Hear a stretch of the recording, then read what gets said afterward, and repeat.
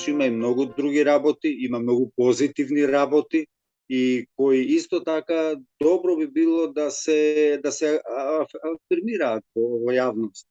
Но и самите знаете, редакциите многу се намалија, ги немаме више оние да ги наречам специјализирани новинари кои ја држат оваа тематика и ја познаваат оваа тематика.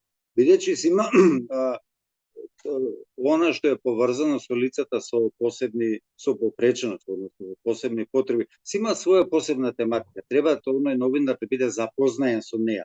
Не може некој кој не знае што е аутизам, не знае што е церебрална парализа или не знае што е некоја друга категорија, сега да пишува за тоа одма од денеска, да му даде уредникот задача и да ја исполни таа. Институтот Мајнард во Оукланд, Калифорнија, Институтот за новинарско образование, кој што ги учи новинарите дека треба да работат и да известуваат низ призма на една рамка која што се нарекува анализа на пукнатините. Односно, новинарите да ги забележуваат, регистрираат недостатоците, проблемите кои што се појавуваат во информирањето за поединци и групи во општеството и врз основа на тоа да ги подобрат политиките на работа во самиот медиум.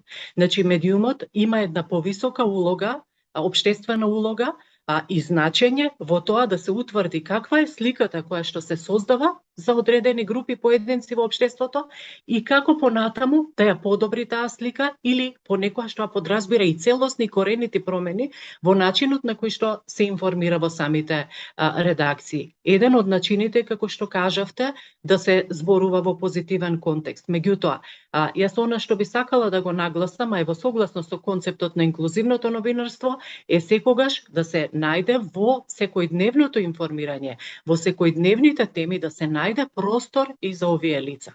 Значи, голем дел од овие лица може да се појават и како извори на информации, како некој кој што може да каже да пренесе одредена тема, случување, агол, размислување, перспектива и така натаму. Зошто да не се прави тоа? Зарем за овие лица треба се зборува само кога станува збор исклучиво за овие теми или само кога станува збор за одредени инциденти. И јавноста преку медиумските содржини, преку медиумските продукти, сакала или не, стапува во контакт. А нашето искуство покажува дека кршењето на предрасудите се решава најдобро, се случува најдобро тогаш кога постои директен контакт. Како алергија се надминува со изложеност. Значи, доколку не сме ни изложени, доколку лицата со попреченост не се присутни во медиумите и не се видливи, тогаш никогаш нема да направиме чекор понапред. И уште нешто.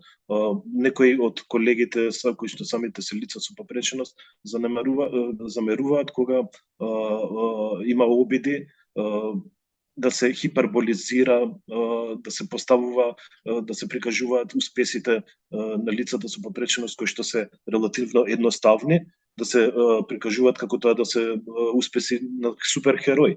Тоа навистина смета на лицата со попреченост. Значи, тоа што би сакале исто така да го видиме во иднина, мислам дека веќе беше спомнато, меѓутоа мора да се потенцира, е темите кои што ги допираат лицата се важни, ги засегаат лицата со попреченост, би сакале да ги видиме секторски онаму каде што припаѓаат. Например, ме потекне Зоранова што го каже, успех на спортист со попреченост треба да биде главна вест во спортска рубрика. Не треба да биде во социјална. Нели? Каде што по дефолт не ставаат во тој кош. И сите теми треба да си го најдат своето место онаму каде што припаѓаат, а не во специјализирани исклучиво емисии кои што се прават за лица со попреченост, а кои што многу често не ги гледа никој друг освен самите лица со попреченост. Размислувај критички. Составија целата приказна. Денови на медиумска писменост 2022 од 25 октомври до 1 ноември. Дознај повеќе на www.mediumskapисmenost.mk.